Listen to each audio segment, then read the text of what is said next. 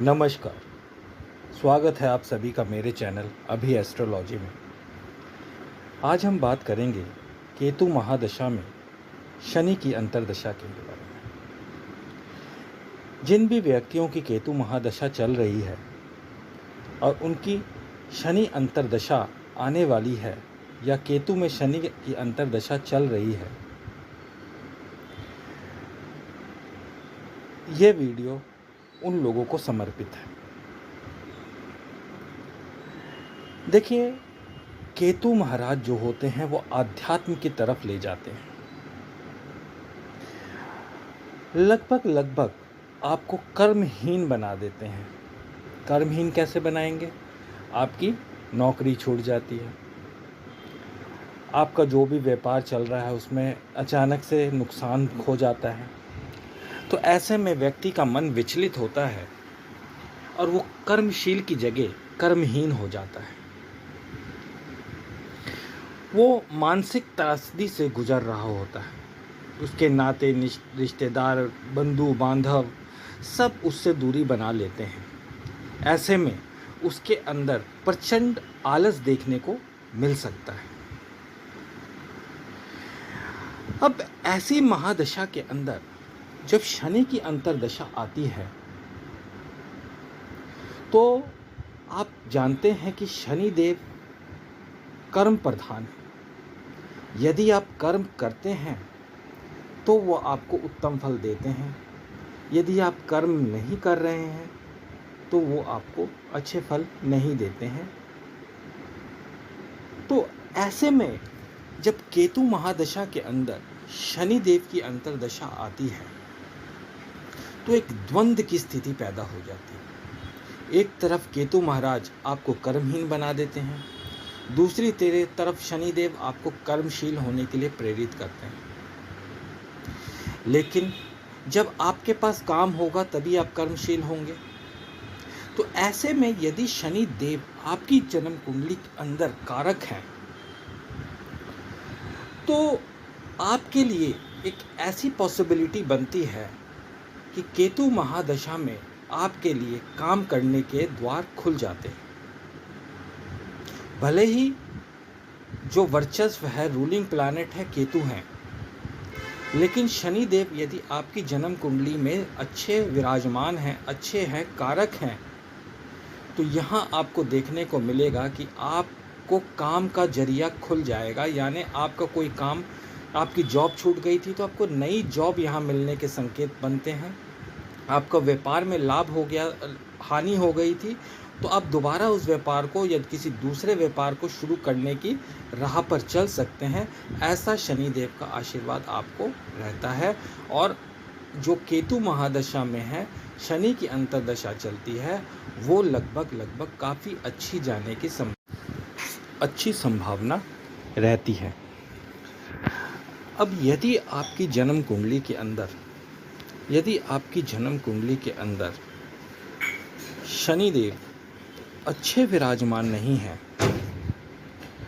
तो ऐसे के अंदर आपको थोड़ी सी निराशा की संभावना शनिदेव बना देते हैं, केतुदेव मिलकर बना देते हैं। क्योंकि जब आपके देखिए शनिदेव अच्छे नहीं बैठे हैं, आपकी कुंडली के मारक ग्रह हैं, कारक नहीं हैं, आपको सपोर्ट नहीं कर रहे हैं, तो ऐसे में केतुदेव जो पहले से ही आपके अंदर निराशा भर के बैठे हुए हैं, आपको कर्महीन बना के बैठे हुए हैं, ऐसे में शनि देव की जो दशा चलती है तो जब वो फेवर नहीं करते हैं तो ऐसे में आपको मानसिक प्रताड़ना बहुत बढ़ जाती है। क्योंकि यहाँ पर काम के साथ साथ आपको पैसों की हानि भी देखने को मिलती है। तो ये बहुत ज़रूरी है आपको अपनी जन्म कुंडली के अंदर देखना कि यदि आपकी केतु महादशा चल रही है और उसमें शनि देव की अंतर्दशा आ रही है तो आपको शनि देव की स्थिति देखना काफ़ी हद तक ज़रूरी हो जाता है कि शनि देव आपकी जन्म कुंडली, आपके लगन के अकॉर्डिंग अच्छे हैं या नहीं हैं।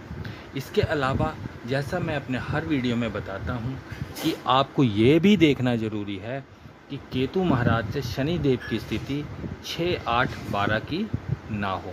क्योंकि 6, 8, 12 की अगर स्थिति होती है तो शनिदेव आपकी अच्छी कंडीशन में भी हैं, आपके कारक भी हैं, तो वो आपको उतना अच्छा फल नहीं दे पाते जितना बाकी भाव में रहकर देते हैं। तो केतु देव से 6ठा, 8वां, 12वां भाव भी आपको देखना है और आपको अपने लग्न को भी देखना है कि आपके लग्न के अंदर शनिदेव कारक हैं या मारक हैं। यदि कारक होंगे तो केतु महादशा में 6, 8, 12 का संबंध नहीं बनेगा, तो आपको बाकी जो अंतरदशाएं गई हैं उससे काफ़ी अच्छा फल देखने को यहाँ मिल सकता है। और यदि अकारक हैं और साथ में 6, 8, 12 का संबंध भी बन रहा है तो ये आपके लिए बहुत दयनीय स्थिति हो सकती है। ऐसे में केतु महाराज और शनि देव मिलकर आपके हर काम को पूरा नहीं होने देते, आपको हर कामों में दिक्कत आती है।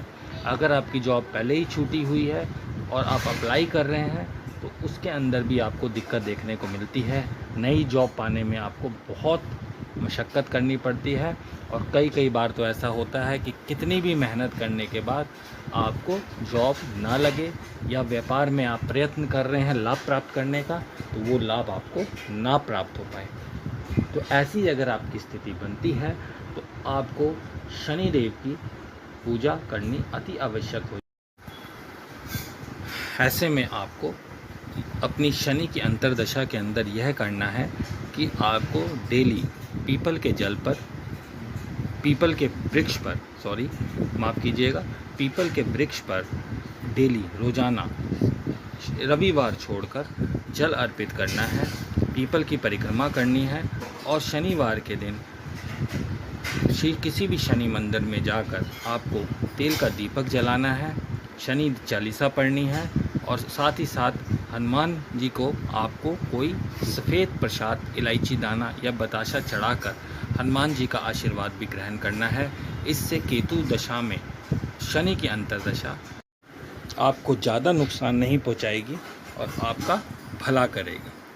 आज के लिए इतना ही, मिलते हैं अगले वीडियो में। धन्यवाद।